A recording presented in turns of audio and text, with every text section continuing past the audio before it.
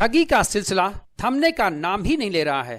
मां मीडिया अनी बुलेन के बाद अब एक और मामला प्रकाश में आया है। अयोध्या जनपद के थाना इनायत नगर के रहने वाले सुनील कुमार ने शिव कुमार, शोभित व कृष्ण कुमार पर गंभीर आरोप लगाए हैं।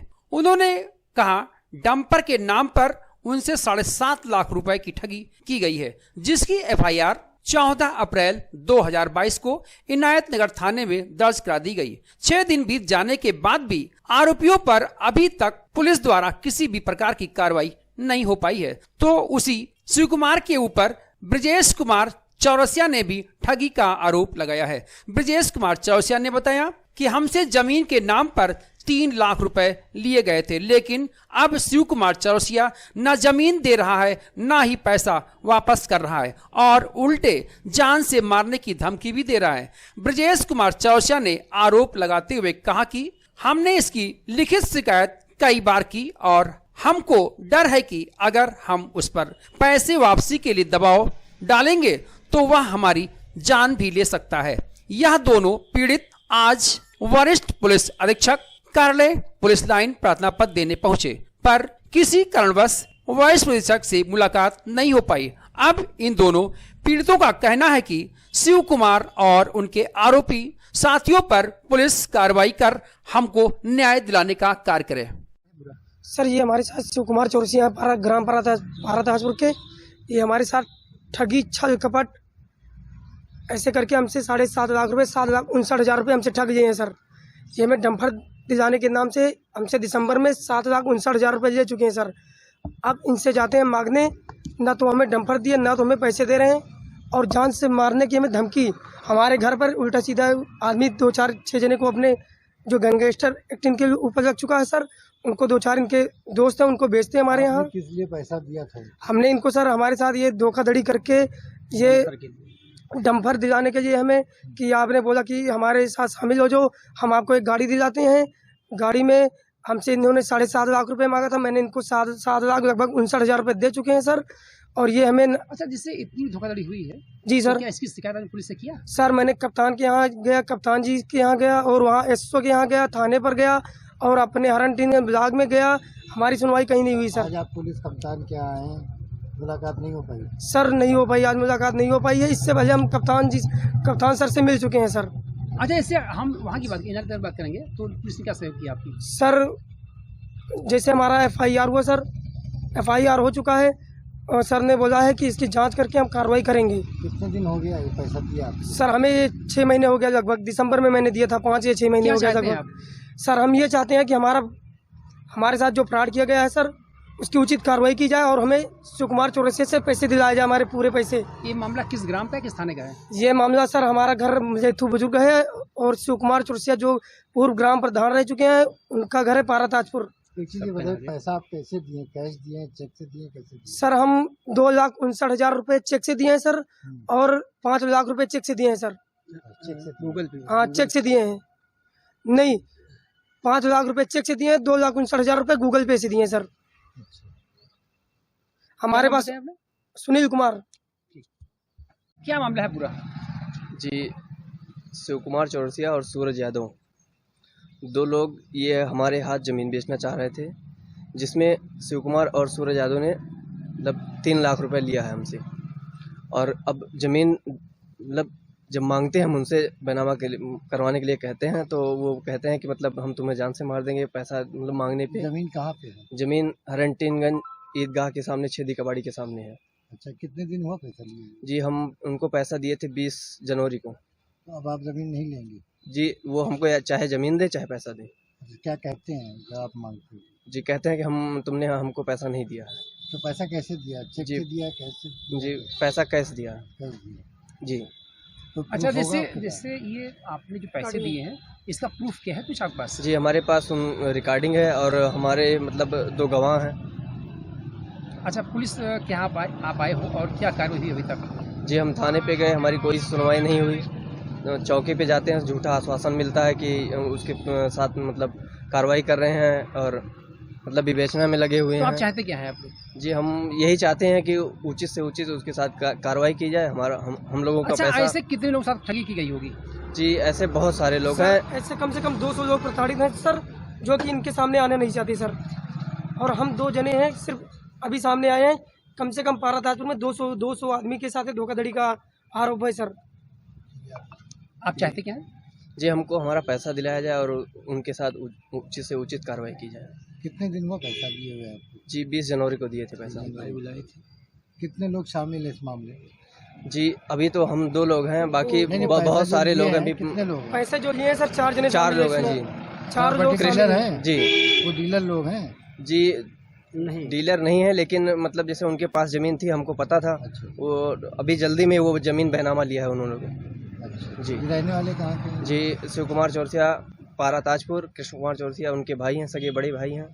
और एक उनके साथ है सूरज यादव, और उसका एक छोटा भाई है जो यहाँ अयोध्या में रहता है, धोखाधड़ी करता है, उसका नाम है अरविंद बाबा। क्या नाम का है? जी ब्रजेश कुमार चौरसिया।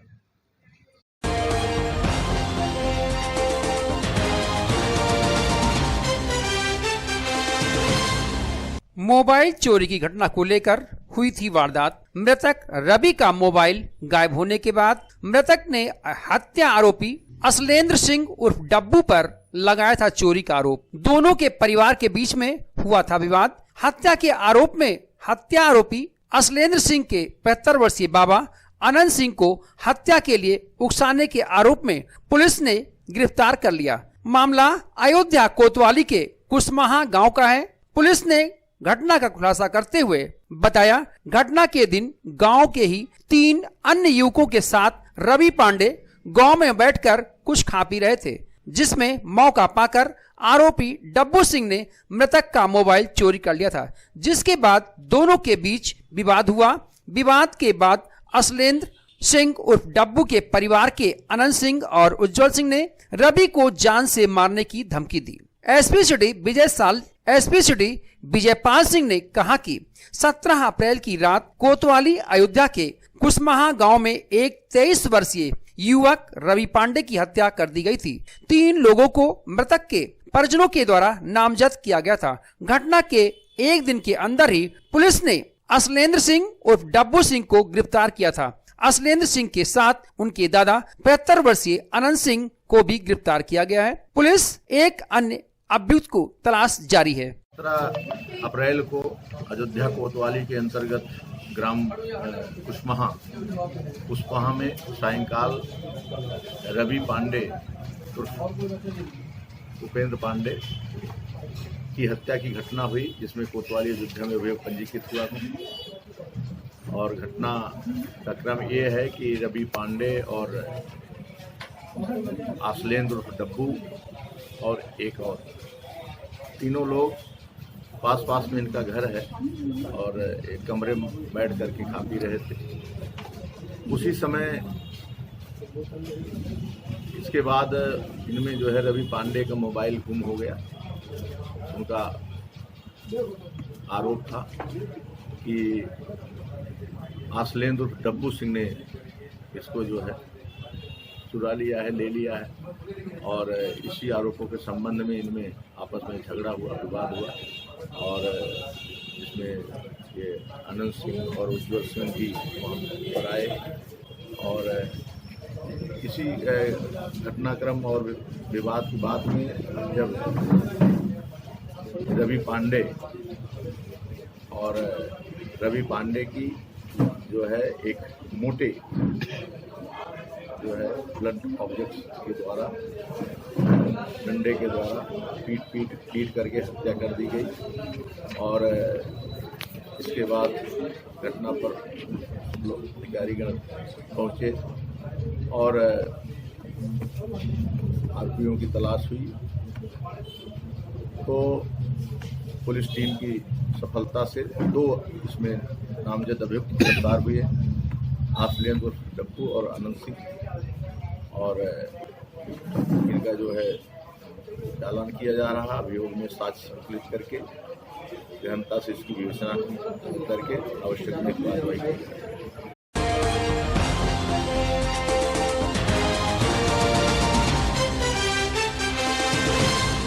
हिंदू राष्ट्र की मुहिम चलाने वाले तपस्वी छावनी पीठाधीश्वर जगत गुरु परमहंस आचार्य का संतों ने सम्मान किया। बुधवार को वृंदावन धाम के आचार्य महामंडलेश्वर श्री महंत धर्मेंद्र गिरी और महाराष्ट्र से महामंडलेश्वर श्री महंत एकनाथ गिरी अयोध्या पहुंचे, जहां उन्होंने तपस्वी छावनी के जाकर परमहंस आचार्य को सम्मानित किया। इस अवसर पर जगत गुरु परमहंस आचार्य ने कहा, देश को हिंदू राष्ट्र घोषित कराने के लिए सर्वप्रथम मैंने आवाज उठाई, साथ ही 16 दिनों तक आमरण अनशन भी किया। आज हिंदू राष्ट्र की मांग देश के हर कोने में उठ रही है। इसके लिए साधु संत व हिंदू जनमानस मुहिम चला रहा है। हिंदू राष्ट्र घोषित कराने के लिए एक दिन हम 100 करोड़ मिलकर सड़कों पर उतरेंगे। केंद्र सरकार भारत को हिंदू राष्ट्र घोषित करेगी। देश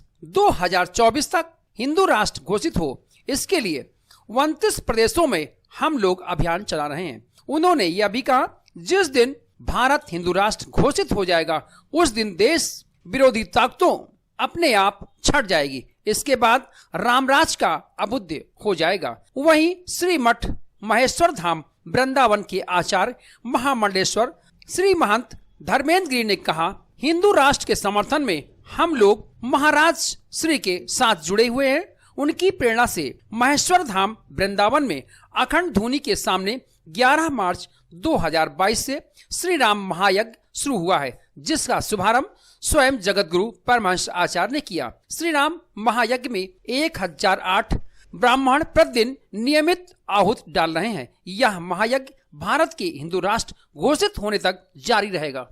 भारत को हिंदू राष्ट्र घोषित कराने के लिए पूरे देश में अभियान शुरू हो गया है। हमने 16 दिनों तक अनशन किया था, फिर जल समाधि की घोषणा किया था। इसके बाद हमसे समय मांगा गया तो हमने कहा था कि 7 नवंबर 2023 को हिंदू राष्ट्र के लिए आमरण अनशन करेंगे। उसको देखते हुए जितने हिंदू जनमानस है, साधु संत धर्म आचार्य पूरे देश में इसको लेकर के हिंदू राष्ट्र की मांग उठा रहे हैं। आज श्री धाम वृंदावन से हमारे साथ में आचार्य महामंडलेश्वर महंत धर्मेंद्र गिरी जी, जो 1008 ब्राह्मणों के द्वारा प्रतिदिन वहाँ जो है तो अखंड श्री राम महायज्ञ चल रहा है, वहाँ आहुति दी जा रही है केवल हिंदू राष्ट्र के लिए। जब तक हिंदू राष्ट्र नहीं बनेगा तब तक वो चलता रहेगा। और उसी तरह से महामंडलेश्वर एकनाथ जी जो महाराष्ट्र से आए हैं, अभी अन्ना हजारे जी से मिलकर के समर्थन लेकर के आए हैं और लगातार आप महाराष्ट्र में इसकी आवाज उठा रहे हैं। और 29 प्रदेशों में हमारे लोग इसको लेकर के बड़ी तेजी से आवाज उठा रहे हैं, क्योंकि लोग जान रहे हैं कि अगर भारत हिंदू राष्ट्र घोषित हो गया तो हिंदी और हिंदुस्तान बच जाएगा। नहीं तो ये जिहादी आज पत्थरबाजी कर रहे हैं। जब हमारी सरकार है तो पत्थरबाजी कर रहे हैं, तो जिस दिन कोई जिहादी अगर सत्ता पर पहुंच जाएगा उस दिन देश की स्थिति क्या होगी। इसलिए वो दिन न आए, इसके लिए हम लोग सजग हो गए हैं। 2024 के पहले भारत हिंदू राष्ट्र घोषित हो जाएगा। मुझे खुशी है कि संघ भी अब साथ दे रहा है, भी बजरंग दल सारे संगठन इसमें लग गए हैं। अभी मोहन भागवत जी का बयान आया, सब लोगों ने सुना। हम चाहते हैं आचार्य जी कुछ कहें। श्री मठ महेश्वर धाम वृंदावन से और महाराज श्री के सानिध्य में महेश्वर धाम में श्री राम महायज्ञ 11 मार्च 2022 से लगातार चल रहा है नियमित, और जब तक रहेगा जब तक भारत हिंदू राष्ट्र घोषित नहीं होगा। देखिए, हिंदू राष्ट्र घोषित करने की आवश्यकता क्यों आ पड़ी है?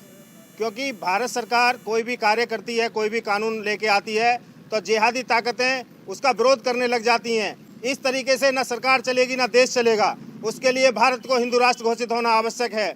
और जो सनातन धर्म जो अनादिकाल से चला रहा है वो लुप्त होता जा रहा है, हम उसको लुप्त नहीं होने देंगे। जितने हम साधु संत हैं, इस आवाज को इतनी शीघ्रता से उठाएंगे कि 2024 से पहले भारत को हिंदू राष्ट्र घोषित होना अति आवश्यक है।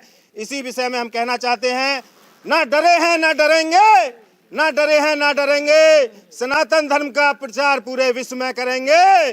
भारत को हिंदू राष्ट्र घोषित करना तो सिर्फ एक झांकी है, हिंदुस्तान की मिट्टी की कसम, और कई देश हिंदू राष्ट्र होना बाकी है। जय श्री राम, हर हर महादेव। मेरा नाम आचार्य महामंडलेश्वर महंत धर्मेंद्र गिरी गोस्वामी, श्री मठ महेश्वर धाम वृंदावन।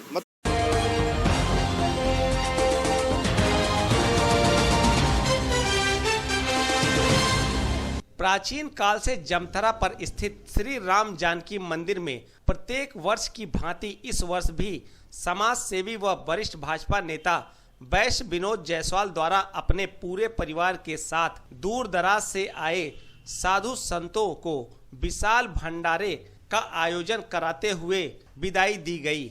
समाज सेवी विनोद जायसवाल द्वारा बताया गया कि तपसी सरकार के वार्षिक उत्सव के उपलक्ष्य में हर वर्ष 3 दिवसीय विशाल भंडारे का आयोजन किया जाता है। संतों और महंतों के साथ साथ यहाँ के स्थानीय नागरिक भी इस विशाल भंडारे में शामिल होकर प्रसाद ग्रहण करते हैं। श्री जायसवाल ने कहा कि सभी परमात्मा का स्वरूप हैं, इनकी सेवा करने से आत्मा को शांति मिलती है। यह बहुत ही प्राचीन और सिद्ध मंदिर है, यहाँ पर आकर दर्शन करने से शांति प्राप्त होती है। तपसी सरकार के श्री चौड़ में वार्षिक उत्सव मनाया जाता है। हमारे को होता है, दूर दूर से सब महात्मा आते हैं, प्रसाद पाते हैं। 3 दिन तक भंडारा चलता है और अगल बगल क्षेत्र के सारे लोग आते हैं। कितने महंत लोग आए रहे हैं? कोई गिनती नहीं। अच्छा। और महंतों के साथ साथ गरीबों के लिए क्या करते हैं आप लोग? चाहे गरीब है, चाहे संत है, सभी आत्मा परमात्मा का स्वरूप है।